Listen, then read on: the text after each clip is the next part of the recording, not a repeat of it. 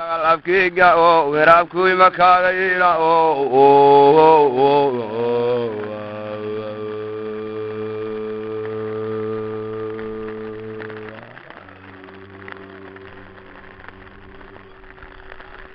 لا بجبال من معه بلا رضيبان مدينة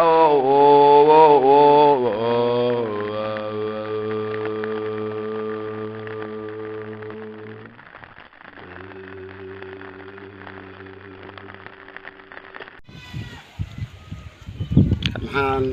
ka dhiidhinaynaa arrimo ka dhaceen wiilay sabkood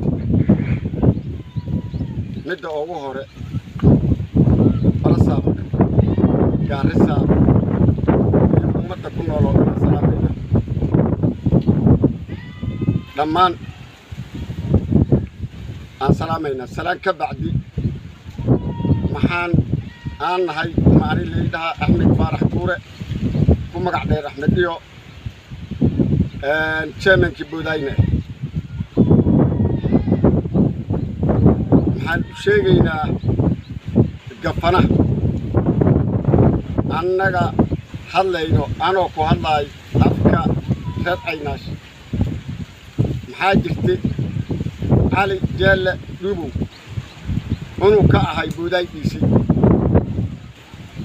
wuu ka akhriyay bersadii hore khudbadeed iyadoo haddana nugula dulmiyey nin shaqo ku jiray wiilkii laga qaade shaqadii iyo dhiisinimadii kana qaade barasaabka gaarisa uma gafana gaaris maxaan leenahay gafana saddex intay constitutionka dhacay yaa doorasho gafana ay dhacday saddex diba waad istaagtay laba waad heshay midna waad dhacday intaasaanad midii dhacdana kula dhacnay midiid heshana aan kula helay maxaan kuleena oon ku soo dooranayna xishmad iyo xorma maxaan u malaynaa intii constitution dhacay weli intaan kor joogsaday nin gafana oo kale sanduuqiis ugu maridin waxna ismaan weydiinin gafana maxaan ku leeyahay Ali Jaale koofiyadid ka qaada maxaan ka codsanaynaa annagoo beesha reer Caynaasho ah inaad ku xiliso koofiyadiis aad qoys u dulmid ninkii had aad dhahdee waa ku sima asoo shaqahay ahay huluuqo oo dheneeta aad ogaga dhigtay haddana inaad koofiyad labaad ugu darto taas waa ka xunna aad baanan ooga xunna mid noo dhexaysa uma aan kaafilayna ma aha labadii qoysna waad iska hor keento waad isku dirtay oo qoyska xasan aadane mana ku faraxsanin bismillaahi raxmaani raxiim assalaamu calaykum waraxmatullaahi wabarakaatu waxaan salaamayaa madaxda kontig gaarisa u weyn madaxweynaha gafanaha nadiif jaamac iyo inta la halmaasho intaasaan salaamaya salaamka islaamka ugu salaam salaamu calaykum waraxmatullaahi wabarakaatu maxaan codsanahaynaa annagoo beesha reer Caynaashe maanta maxaan ka soo hadli haynaa Buuday dulanka maanta dhace gafanaha loo geeyey canugaada dulme maxaan rabnaa gafanaha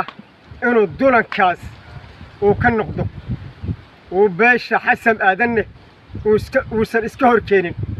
xasan aadankiisiga kale waxaan reer abtigaan ka ahayn codkayna way maqli hayaan arrintaas maxaan rabnaa xasan aadankiisiga kale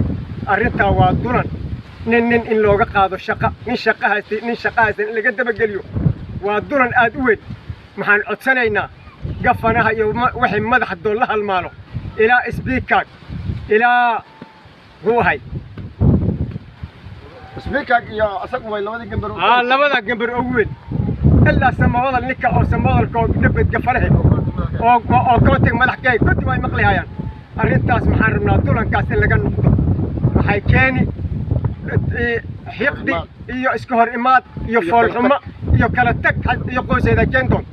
gadaal aan loo ganaa miyigana loo ganaa arrintaas aad looga fiirsado wixii maanta yaa loo berriyay wixii maanta yaallo berri yaal arrintaas aad looga fiirsado ina jaalla dhuwow ina cabdulla buulle kala ma aho waa loo wiilo xasan aadane kuna xasan aadan ma aho kuna xasan aadan way xasan aadan arrintaas waxaan ree abtigaan keen xasan aadan kiisii kale codkayna haduuna maqlay arrinta aad uga fiirsada arrintaas aad looga taliyo wixii maanta yaallo berri yaal kala taqooseed iyo hiqdi qooseeda kenton arrinta aad looga fiirsado wassalaamu calaykum waraxmatullaahi wabarakaatu كوتر يروح كوتر خلينا كوتر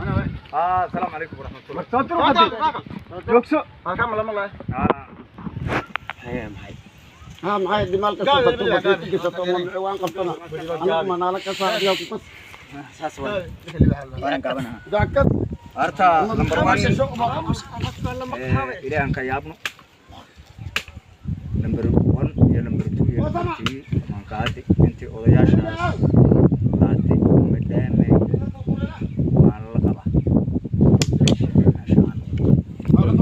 waxaan salaamayaa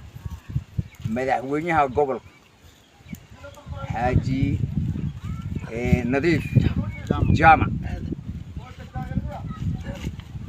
waad maqli haysaa hadalkan aan hadda aan buuday baan ka soo hadli haynaa marka samwadal madaxdiisa intii dhibidka iyo intii ka soo horeyso way maqli hayaan waa hadal badan haan ma buuxsho hadal badan haan ma buuxsho intii odayaashaas dhahday ayaan la qabnaa haddaan meesha aynashaan noqon salaam calaykum waa aroo soo noqday magacay maxaa la dhashaa cabdi bilaal waana gafana adoo aad weli ku salaamayno aad xormo weyn dhakaada aan ka qabno waxaan weliba aad ugu qabnaa inay madax kale arrinta ku keenayso arrintan hadday madax kale ku keenayso madax meel ka dheer oo la salaaxo male aana dhih ma dhamta aan arrinta ku tumiyahay inay ku keentay oo in wiilkan ka qaade xasan aadan oo qaadina ana reecaynaa shacijaara ku qaade maantana waajibka ilahay iga gudatay hadday iid arrintaa ka dambayso inay ka dambaysona waan maqalne arrintaas dulanke oo iida ku dhaqaaqday hadday ku keentay dulan waay adna aad uga fiirso nin oday culimana waa taa aad uga fiirso assalaamu calaykum waraxmatullaahi wabarakaatu